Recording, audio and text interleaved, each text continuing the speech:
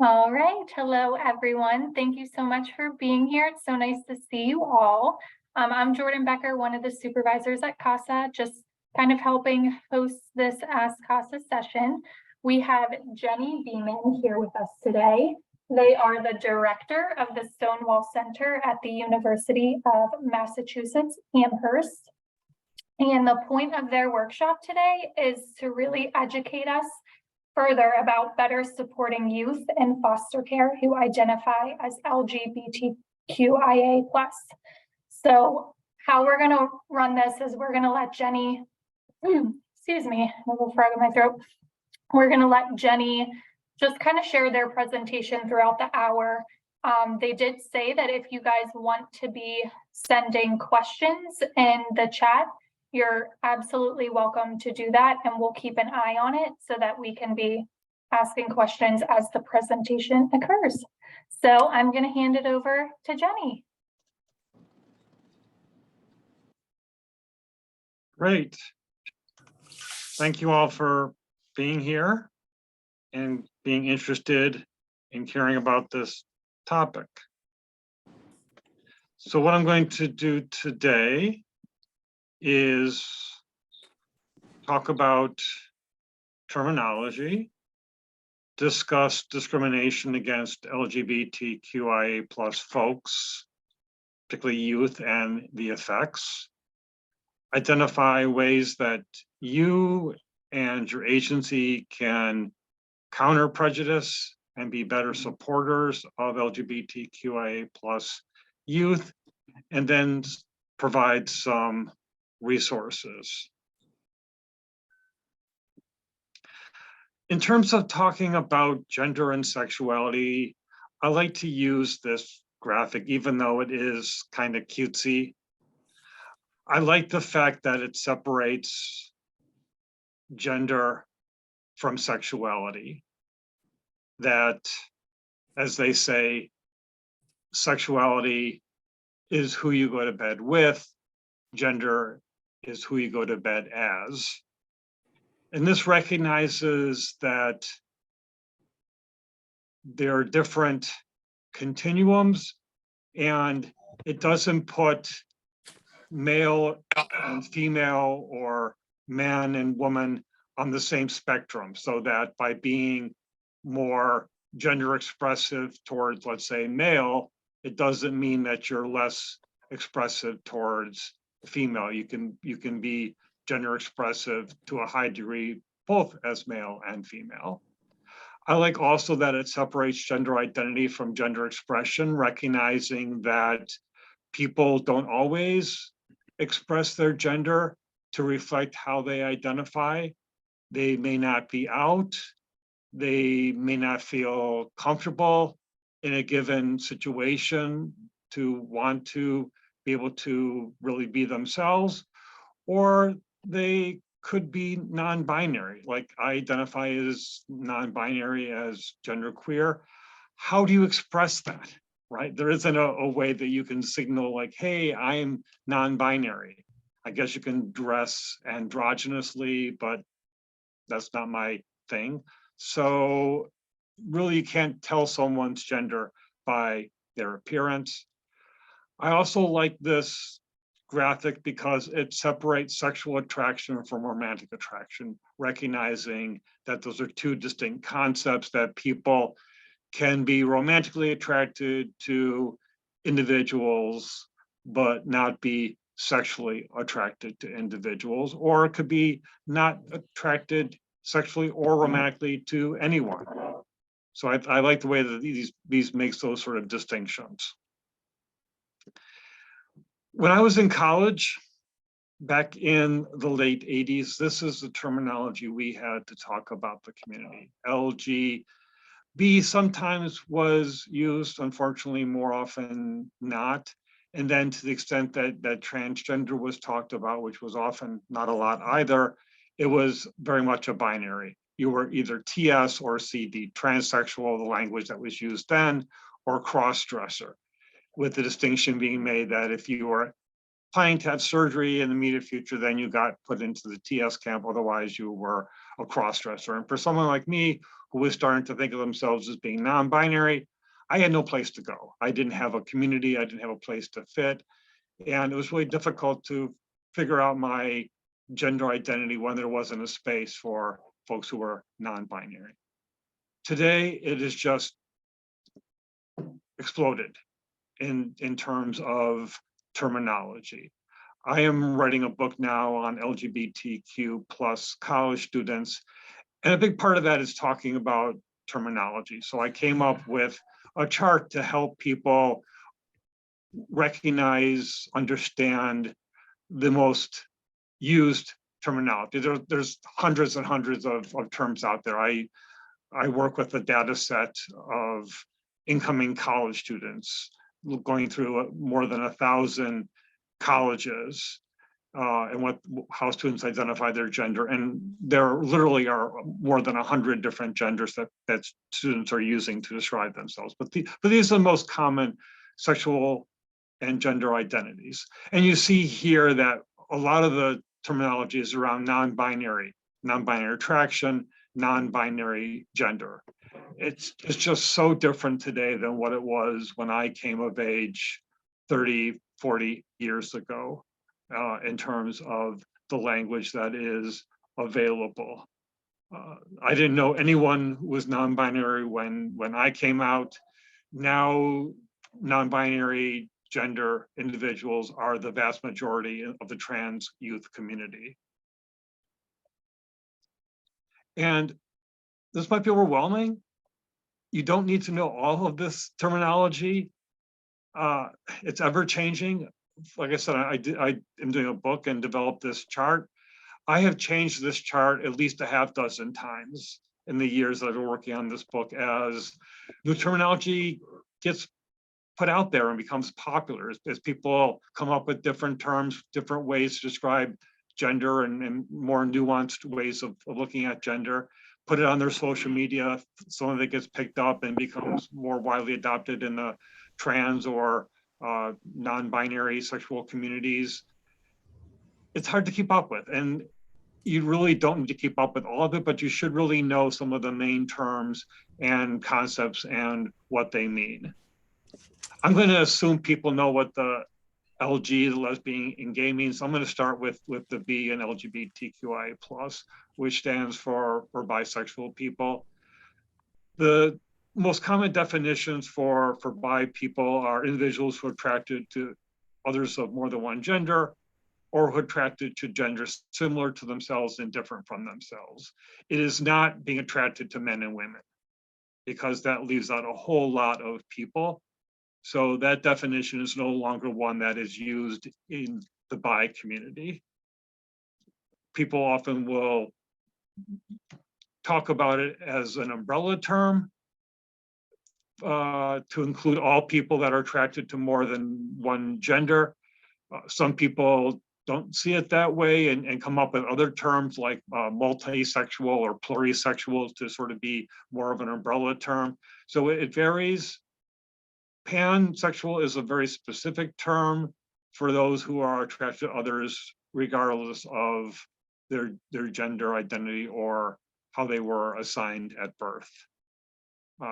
Usually it's considered to be sort of under bisexual as sort of a group, but some people don't want to put it there and see it as it's a unique category.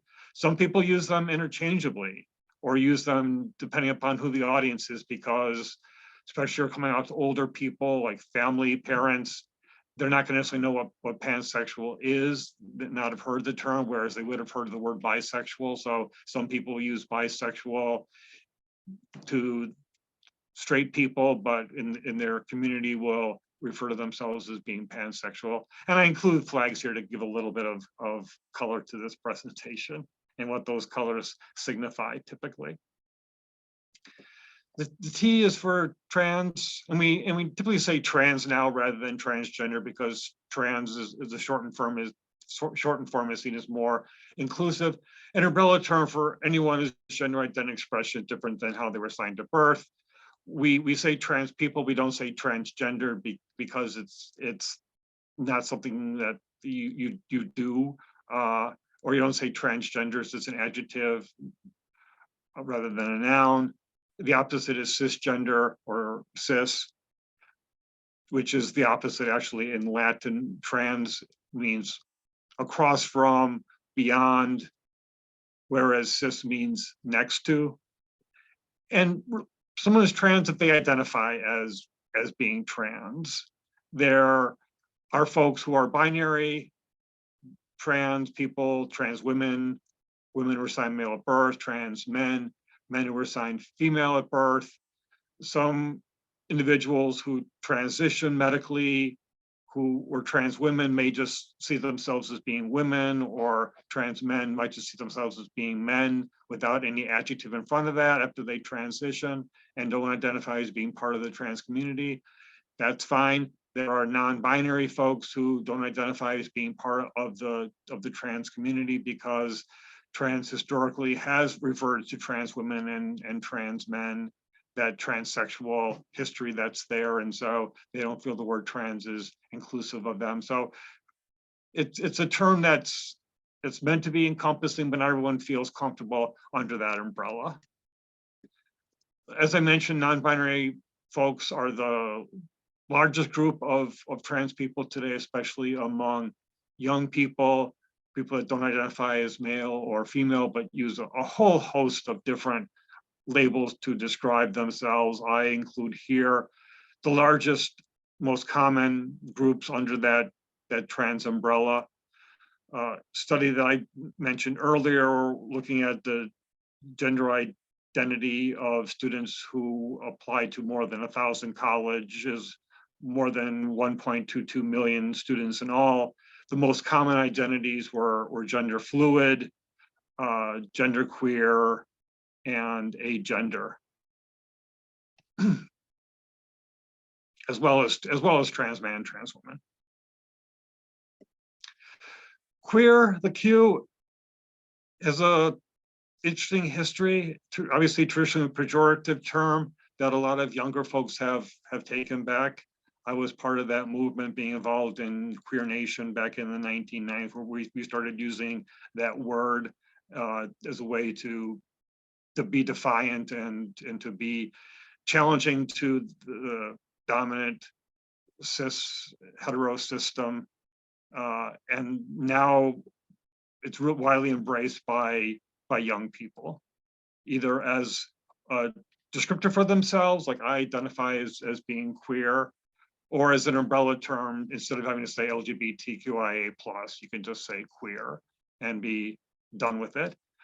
But it's a term that I say there is not accepted by all within the LGBTQ+ community, particularly older people, people from other countries who may not be familiar with the concept and have more of a traditional cultural understanding of terminology, or don't have the same level of terminology that we have in this country. So I know for like the work that I do at the Stonewall Center, we're very strategic, I would say, in how we use the Q. If we are trying to maybe do an event that's community focused, we might not use the queer. If it's a campus event, then sure, we're going to use the queer because that resonates with a lot of young people.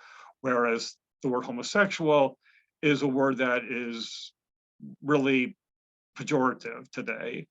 Obviously, at a point, it was the word to be using, but obviously there's a lot of baggage there. It was coined in the late 19th century to describe what was considered then to be a pathology. So it's not a word that has a lot of good feelings associated with it. But as a historian, I interview folks who came of age in the 50s and 60s, and that was the word that they grew up with. That was the word they used, and some of them still embrace that word and use that to describe themselves or their community. So it really, it's a contextual sort of term, but it's not one that many young people are going to see as being positive.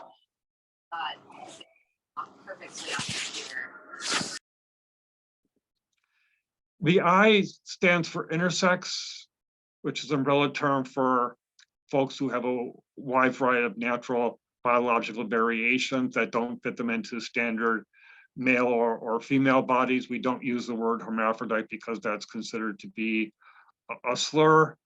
It comes from mythology, and intersex people are not mythological, and it was used to describe someone who's half male, half female, and that's not someone who's intersex. There are dozens of different intersex variations, some that are genetic, some that are hormonal, some that are physically present, some that maybe not so physically present. It's a identity that not a lot of people today are claiming, even though you see there that it's a pretty common phenomenon. Depending upon how you do the counting, it's as common as having green eyes or red hair.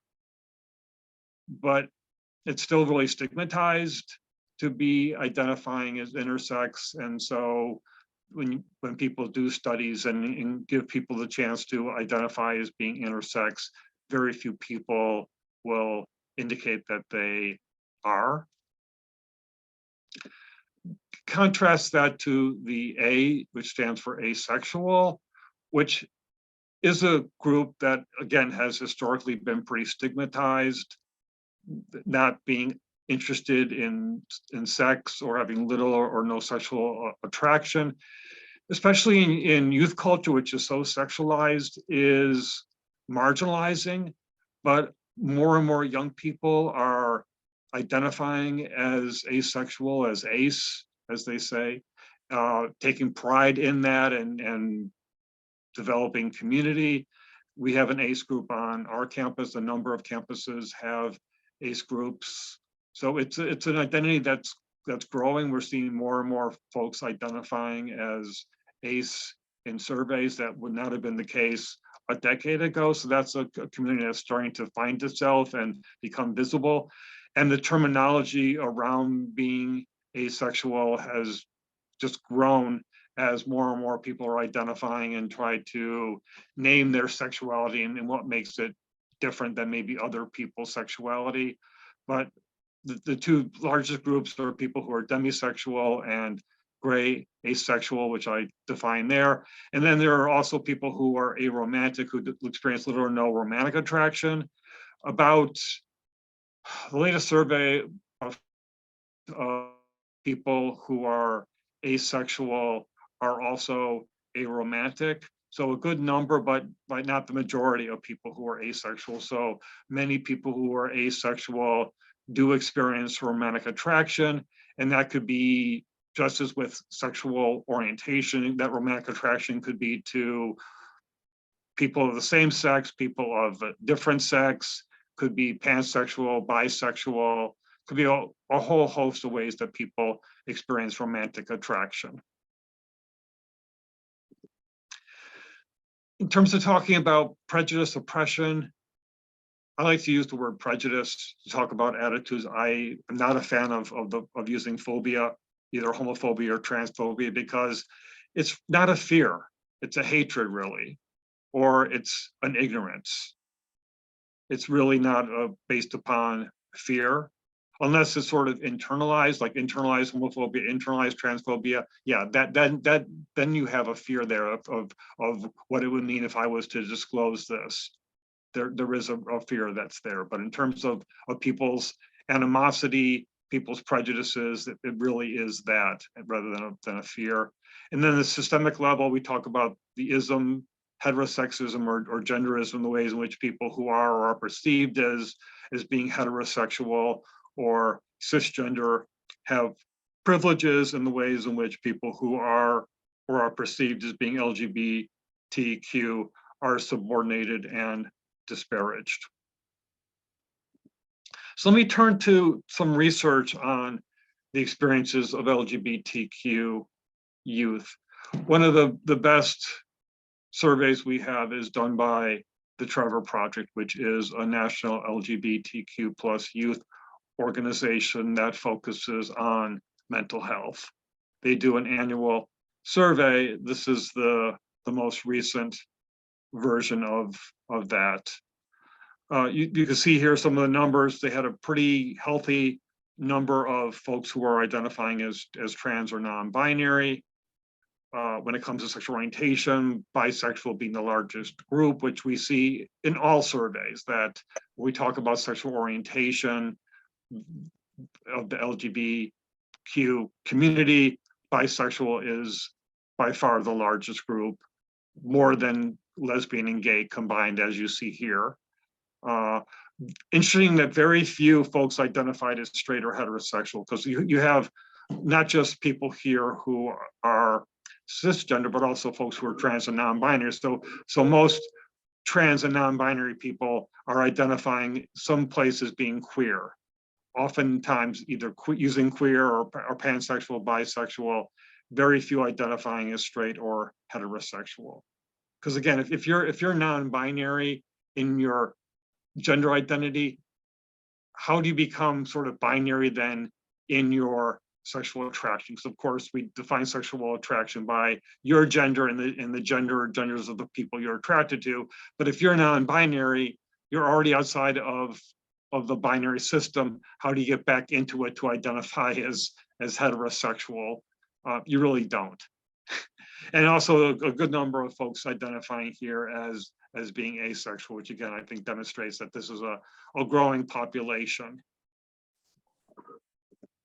Getting a lot of emails, sorry about that. In terms of mental health, you see here that folks who were trans or non-binary identified much more likely to have considered or attempted suicide than individuals who were cisgender.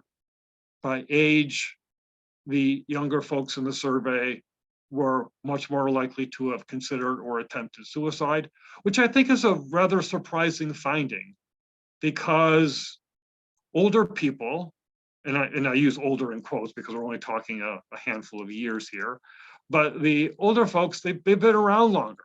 So sadly, they've had longer amount of time to have considered or attempted suicide. So the fact that younger people are more likely to have considered or attempted is demonstrative of the climate that exists today. We like to think that things get better, right? That things are improving, that the climate is getting better for people who are LGBTQ+. This sort of demonstrates that that's not the case.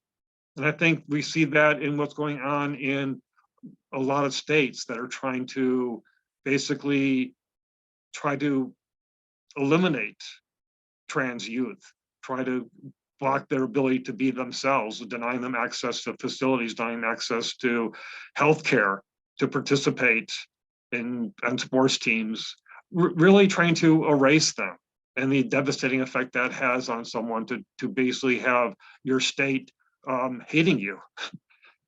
Looking at race, you see here that folks of color more likely to have attempted or considered suicide than white people. Looking at COVID and the impacts COVID's had, again, similar picture here with more likely to have an impact on trans and non-binary people than cis people. Pretty similar by age here, and also pretty similar by race here. Not a tremendous amount of disparity in those categories for this question. In terms of looking at discrimination and suicide, not surprising that people who have experienced discrimination are more likely to have attempted suicide. You know, we talk in academic circles about minority stress, which basically is how, when you experience harassment, discrimination, how that impacts you, how you will often internalize that, how that leads to negative mental health outcomes, depression, anxiety, eating disorders, a whole host of other mental illnesses, substance abuse, as well as suicidality and attempted suicide. So this really shows, I think, the effects of discrimination and how that plays out in terms of someone's psychological health and attempted suicide. That if you've been discriminated against because of your sexual orientation, your gender identity, your race, ethnicity, nationality, it's going to have a larger impact than those who don't experience that kind of discrimination. And the more you experience discrimination, the more likely it is to have a compounding impact on you. So the more likely you've experienced multiple forms of discrimination, the more likely you are to have attempted suicide. Which again, I think demonstrates really how we have to try to improve the climate to make things better so that people are not experiencing discrimination, because it does have such a devastating effect on people, especially young people who don't have the resiliency oftentimes, or haven't built up the fortitude, the wall to be able to withstand the invalidation, the marginalization, the attacks, the abuse. Looking at legal documents and pronouns for trans people, you see here the percent of folks who want to be able to change documents and the impact that it has of not being able to change your documents on suicidality. And you see here as well about pronouns and how many folks respect the pronouns used by trans youth and the effects that it has when people in their lives don't respect their pronouns. Because that's huge, because if you don't use the right pronouns, you're basically denying someone's humanity. You're denying them who they are. That's huge. That has a big impact on people and on their psyches. It makes you feel you don't matter.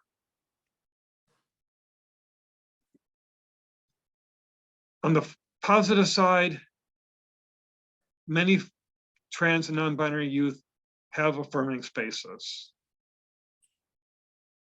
particularly online. I'm really surprised that it's not more than just 71%. You would think that it would be close to 100% because there are just so many spaces online you can find that are affirming. So it's a bit puzzling to me why folks are not finding those spaces online when they're there. Only thing I can think of is they just don't have the access, right? They're not able to get online, or very often get online, or don't have the ability to do so without someone looking over their shoulder. So it's not a question of they don't find the spaces, they don't be able to maybe be able to get online to be able to access those spaces. And you see there about having affirming spaces and the impact that has on suicidality. And I think this last one is huge. You see there about just how low suicidality is when they have an affirming home. That is just so critical to have that space where you live, where you feel embraced, where your family is supportive of you. Then that makes all the difference, I think, in the world, to have that home base where you feel a sense of safety, a sense of comfort. And this is reflected in another study, the US Transgender Survey, which is the largest study of trans people in this country. Close to 28,000 people took the survey, and we're now in the process of doing a new version of it, and we'll hopefully get more than 28,000 folks for this. So this is not just trans youth who are responding to this question, but I think that this really demonstrates the impact of having supportive families. You're far less likely to be homeless. And part of that homelessness is because not having supportive families, you might get kicked out of the house. And so you're literally made homeless by the fact of not having a supportive family, or you feel you have to leave because you don't have support there, and how toxic the environment that is. You'd rather be not have a place to live than stay and put up with the physical abuse or mental abuse that you're experiencing from families. And you see here again, attempted suicide, just a huge difference between those who have supportive families and those who don't, and psychological distress. So in the work you do, it's just so critical, I think, for you to stress to parents just how much it matters that they are supportive of their LGBTQIA plus kids, particularly trans kids. It doesn't mean that you have to necessarily get their identity. You may not necessarily agree with what their choices are in terms of maybe you don't want them to be taking hormones, or you may not want them to be planning to have, or in some cases having surgeries. You may not agree with them using they, them pronouns, or dressing the way that they might dress in a different gender way than they were assigned at birth. But you have to support them. You have to love them. And, say, I don't necessarily feel good with what you're doing, but you're still my child. I still love you, and I'm going to be supportive of you. That is just, I can't emphasize just how important that is. That's really the difference between a life and death for a lot of kids, literally, is having that kind of support. So whatever you can do to get through to parents how important that is for their kids to be alive. Would you rather you have your kid be alive and maybe not taking the path that you want for them, or would you rather them be dead? That's often the choice we're faced with. Connect LGBTQIA plus youth and their families to community support.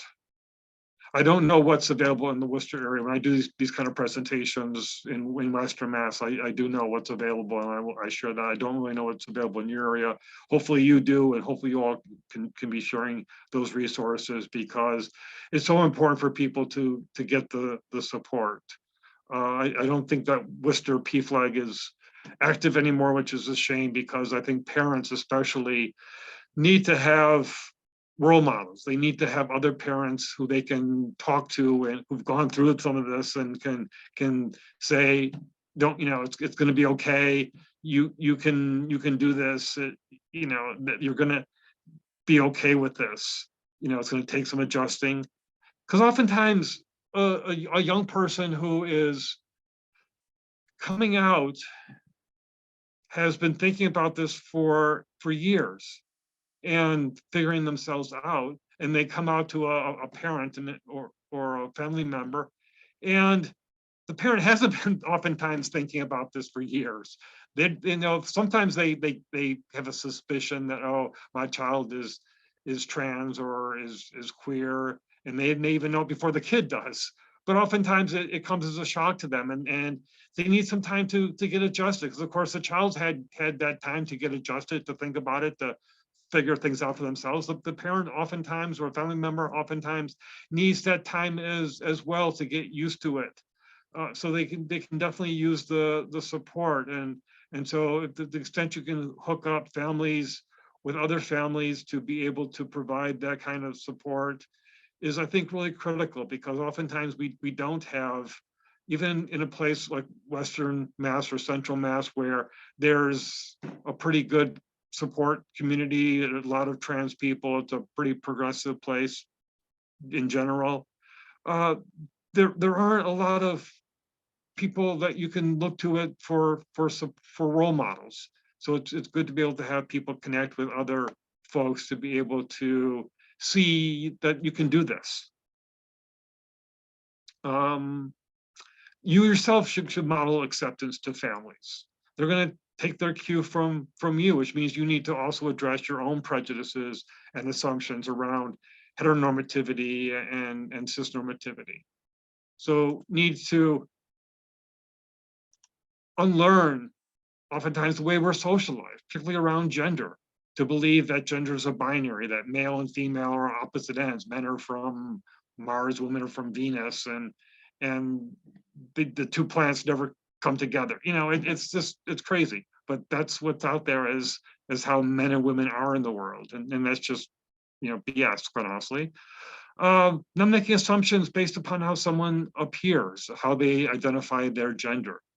So not using gender language and not using gender pronouns when you don't know how someone identifies. Knowing terminology. So you feel comfortable when someone identifies, you have an understanding more or less of what that means, so that you seem like you're savvy and not having to be educated. Because no one wants to be, when you're looking for support from somebody, you don't want to be having to educate that person. You want them to be there for you. You shouldn't have to be there to provide things for them.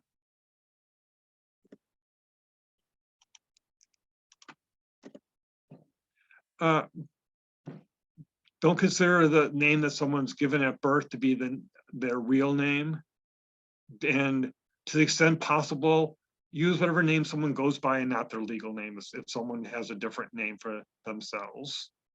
Obviously, legal name has to appear probably in a bunch of places, but to the extent you can use whatever name someone goes by on paperwork, especially things that they themselves will see, that makes a huge difference to be seen. Being able to have the name you go by being used. Obviously, if someone's making derisive comments about someone, about their bodies, asking invasive questions, that's something you should address. Be asking what pronouns someone uses for themselves and respecting how people name themselves and what pronouns they use for themselves. You can introduce yourself by sharing your pronouns, which provides a really welcoming space. I know when I'm in a situation and someone is indicating their pronouns, it sort of puts me at ease. It's telling me that they want to create a space that's inclusive and where I can be comfortable sharing my pronouns. And then I've been trans for 25 years, so I'm out there. I don't give a shit what people think, and I will be confrontational. But for a lot of young people, they're in a different place. They're getting used to this. They don't have the same assertiveness and are more easily uncomfortable. So it's important to try to create that comfortable space for people. You can have your pronouns available all sorts of places so that people see them, which again, I think sets a really good inclusive environment. And some people will challenge that and say, like, most people that do that are folks who are cisgender. So it's not that big a deal. And it just shows how cis the world is. I have a different opinion. At UMass Amherst, most of our student affairs people have their pronouns in their email. And as far as I know, I'm the only person who goes by something other than he or she. That everyone else uses the pronouns you would expect them to use based upon their gender presentation.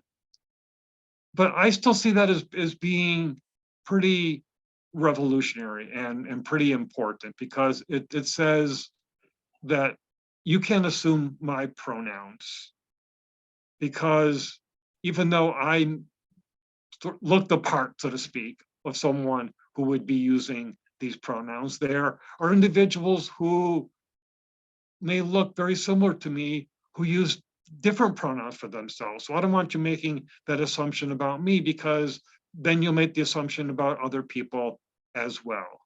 There's this great video, and I keep mentioning this in presentations. I have to go back and find this on YouTube and be able to give credit to this individual. They're somebody who looks very traditionally male, big build, has a big bushy beard. They go by they, them. And they say in the video, just, they're always misgender. People always refer to them as he and him because of their presentation. And that's really horrible. It's like, how I have to, maybe this person really likes having a beard. I assume so. I don't know the person.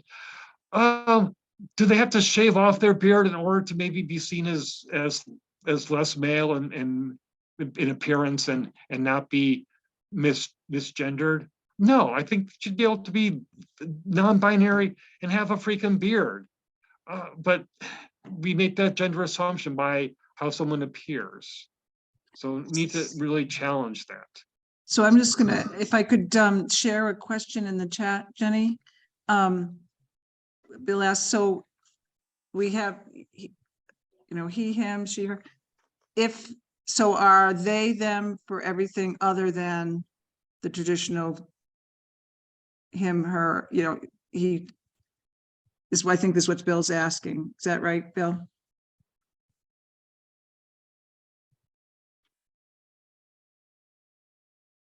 I mean, other than cisgender. Senator Sister. Okay, let me get to that actually in a second, like if I can. Thank you.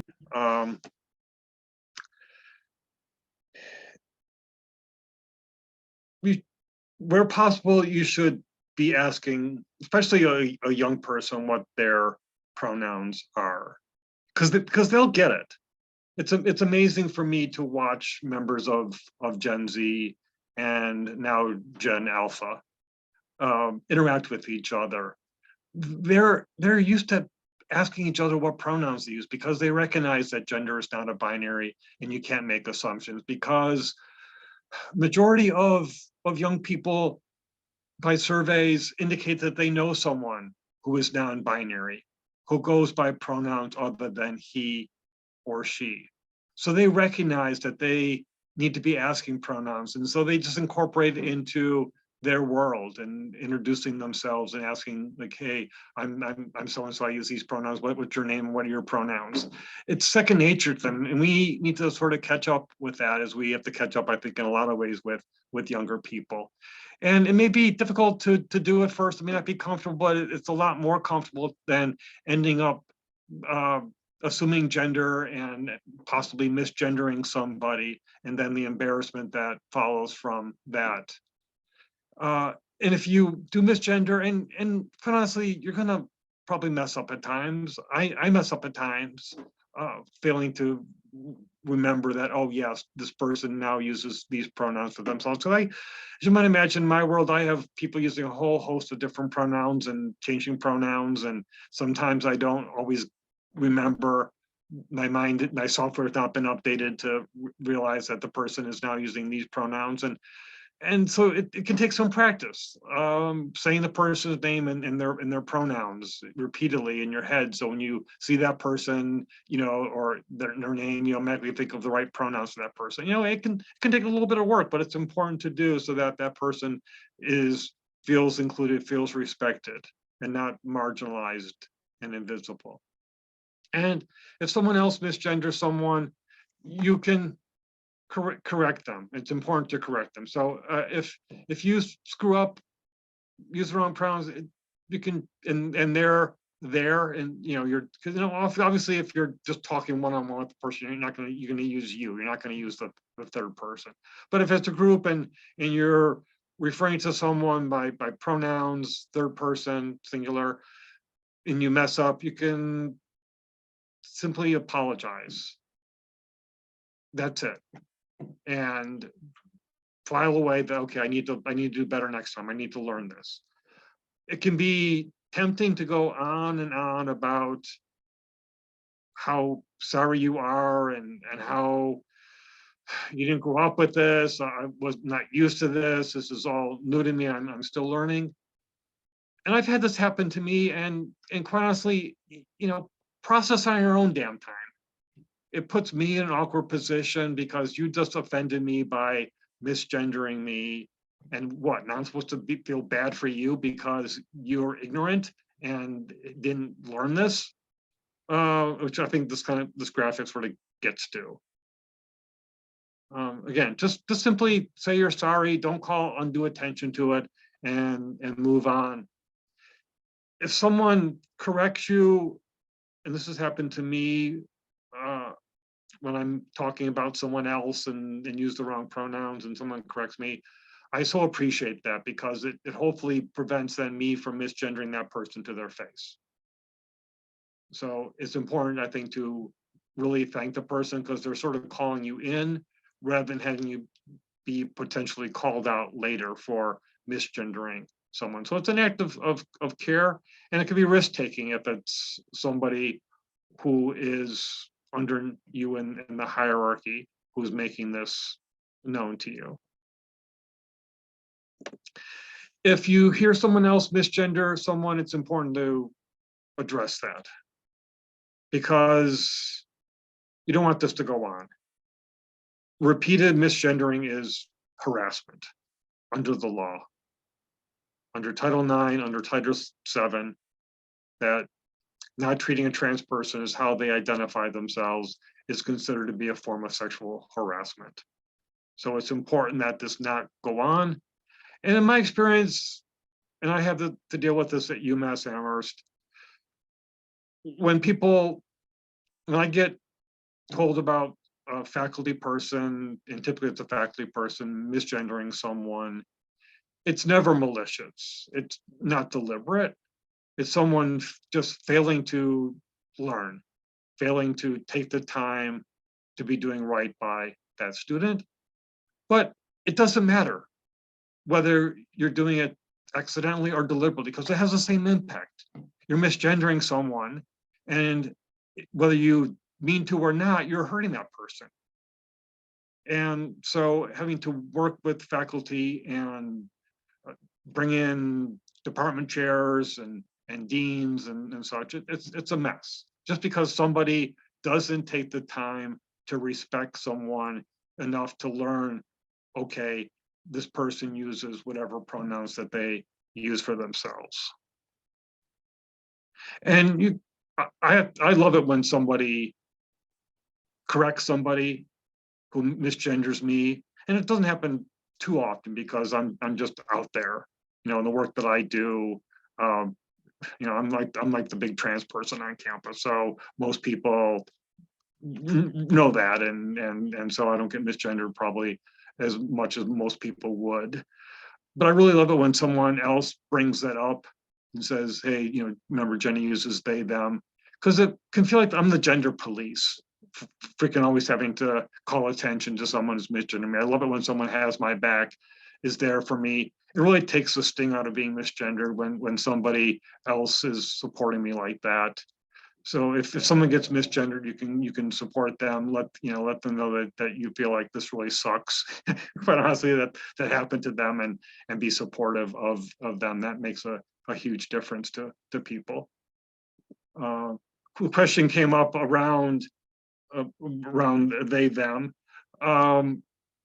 That's the way in which I would say 95% of people that don't go by just he or just she use they, them. I mentioned the research project I did involving more than 1 million students.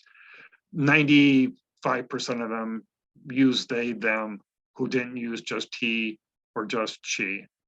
So it's a good way to get most people.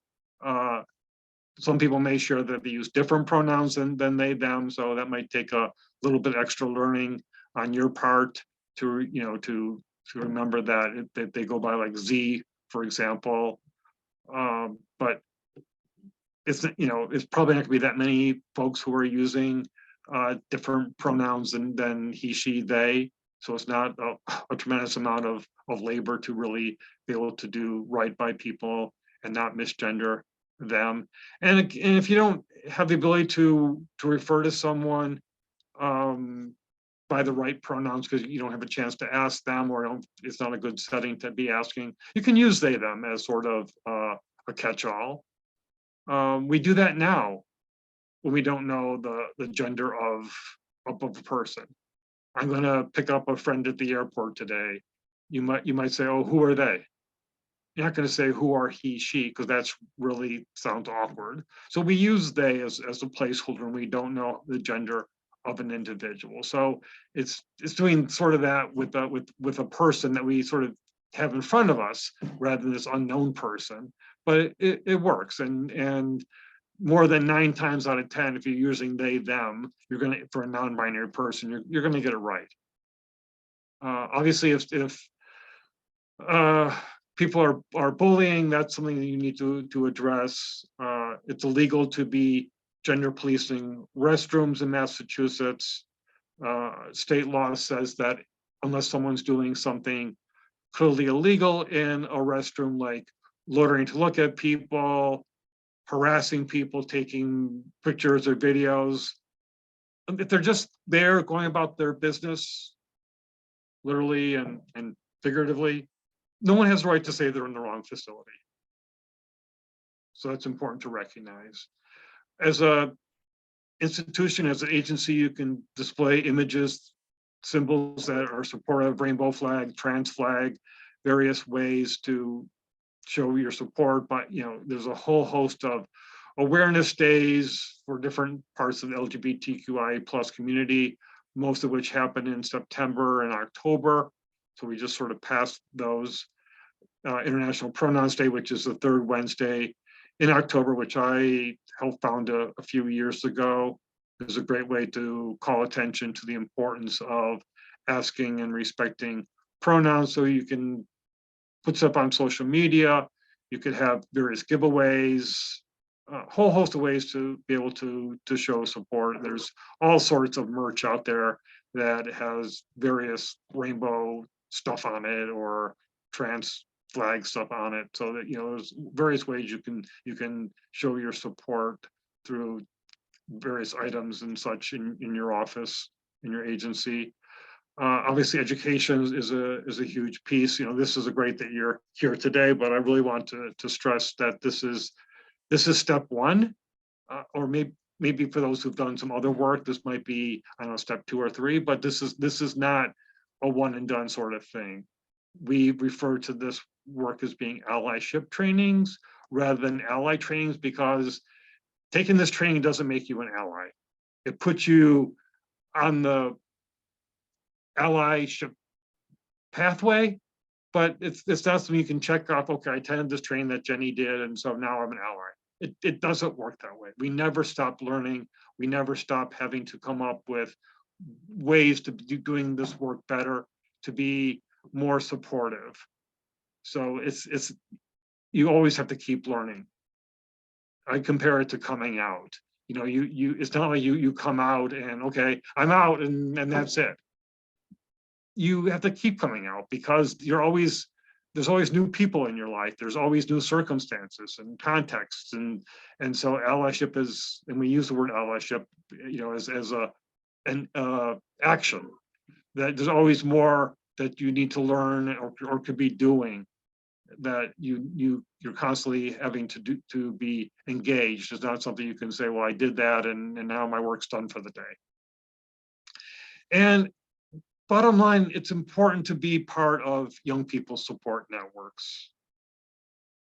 I can't stress that enough. If there's one takeaway from this, it's that LGBTQIA plus youth, particularly trans and non-binary youth, don't feel a huge sense of belonging in this world. And that has huge repercussions in terms of their abilities to be in this world, to want to stay in this world and not commit suicide. So we need to do all we can to have them have that sense of belonging. We need to make sure that they have support networks, so that they may not feel like they belong in the wider world, or they belong at their school, or even have a great sense of belonging in their home environment. They got to feel they belong someplace. They got to feel that there are people out there who care about them, who are there for them. That makes all the difference in the world. So it's important to help youth have that support network, and for you all to be part of that support network, to be people they can turn to when they're in crisis, so that they have a place to go and don't try to take the easy way out by attempting suicide. There are some great resources out there. I include here a number of books that have been written in recent years about working with trans kids and youth.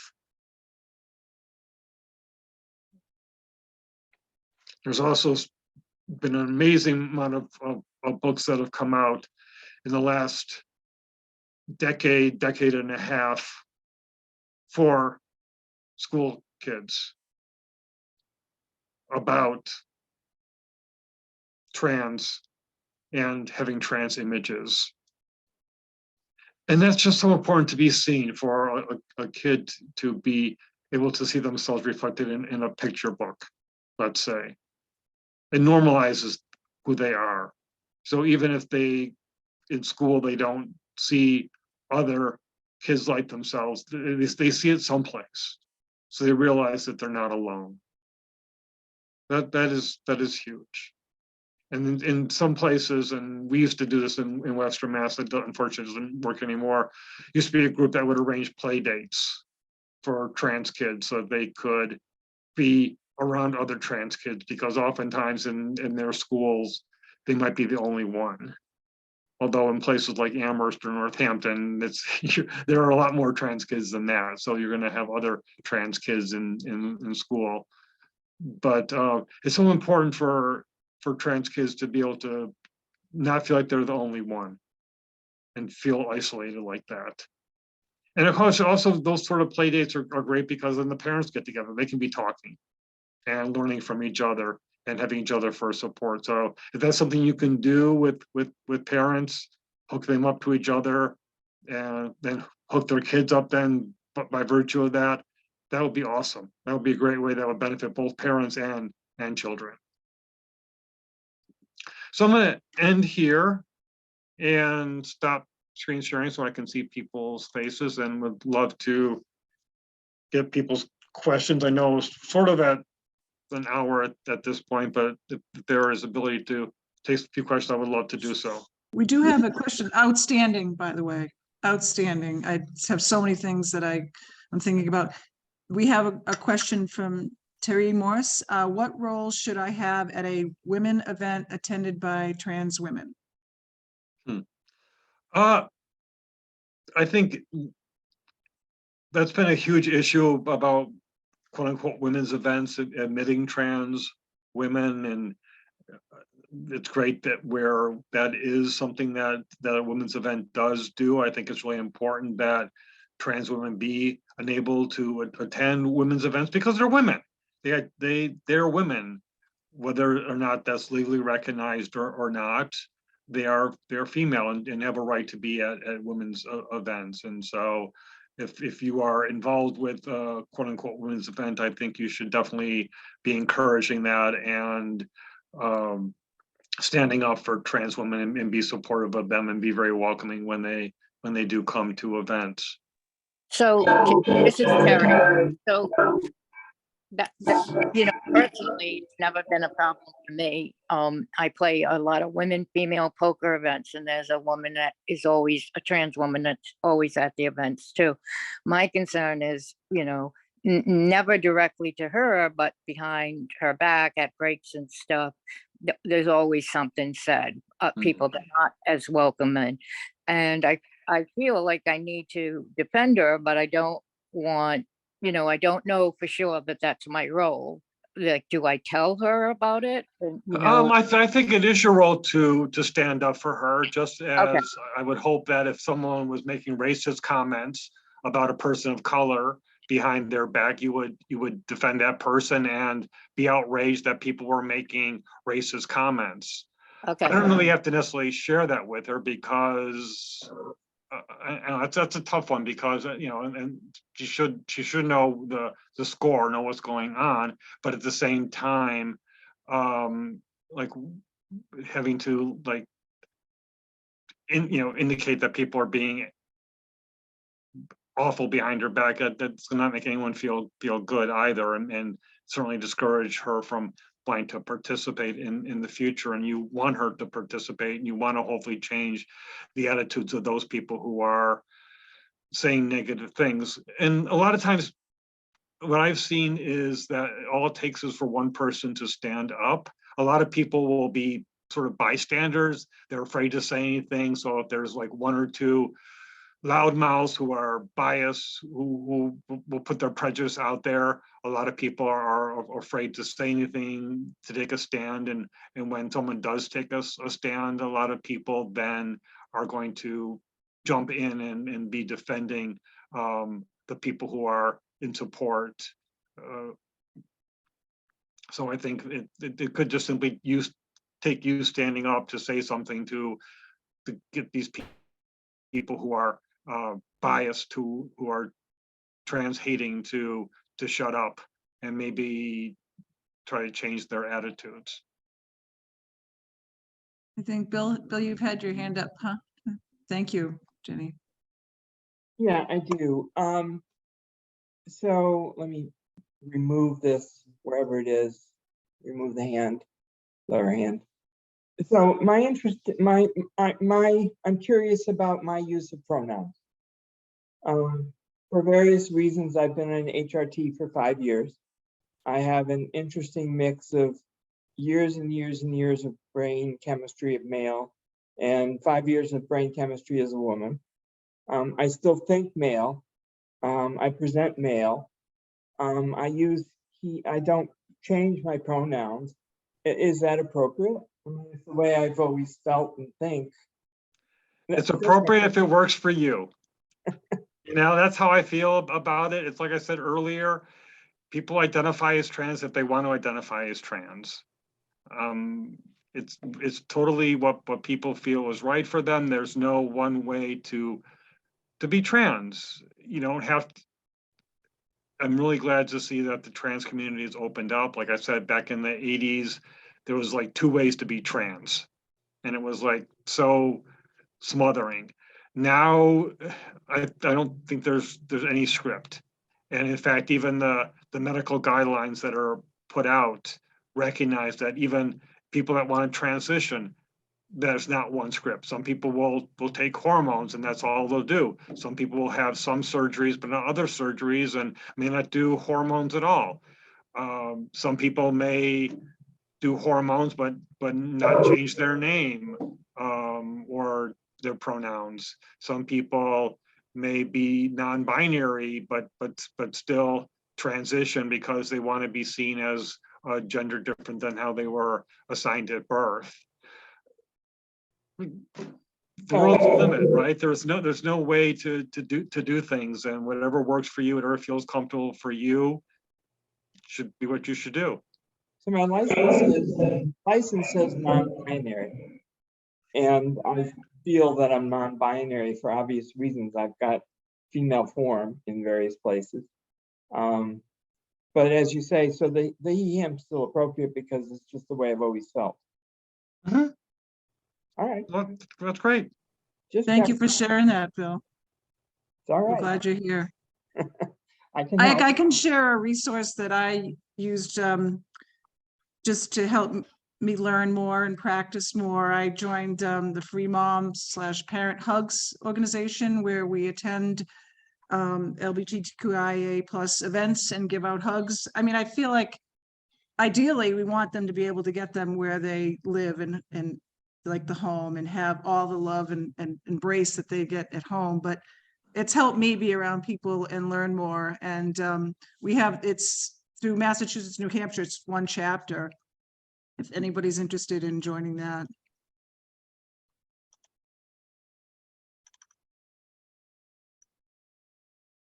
Do we have any other questions? Yeah, it looks like there's a hand up. Oh, Yeah, yes. I just wanted to share that one thing that I've learned from my oldest kid, who's non-binary and bi, is to ask and keep asking over and over. Not daily necessarily, but because it's just so fluid how they identify, how they want me to show up for them, because that isn't always the same. And even what they told me 3 months ago or 6 months ago or last year, it might not be the same now. And so, if things come up in conversation, I say, okay, and so now I just want to check, you still want me to use they, right? And one of the things for my kid is that they do want me to use they, and they don't want me to correct the rest of our family. Which I actually find really difficult, because I find it hard to not defend my kid, but that's not what they want, so I don't.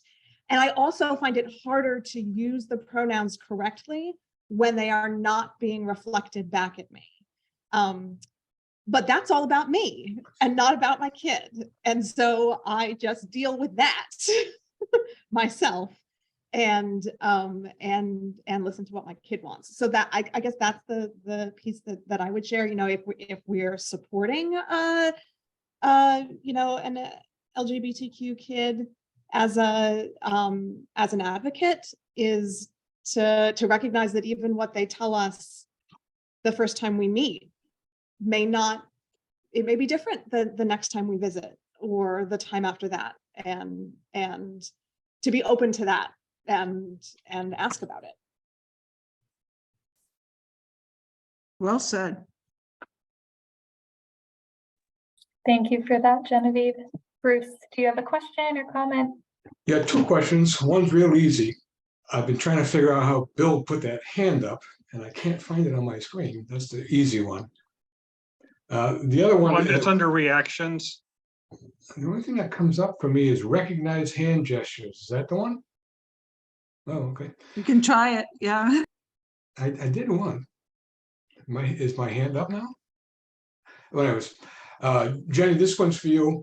There were about 10 or so slides in. You had a slide up there that talked about, I think it was 13 to 24-year-olds, and how many of them identified as heterosexual, and the number was 1%. And I guess the amount of people that were surveyed was like 36,000 or so.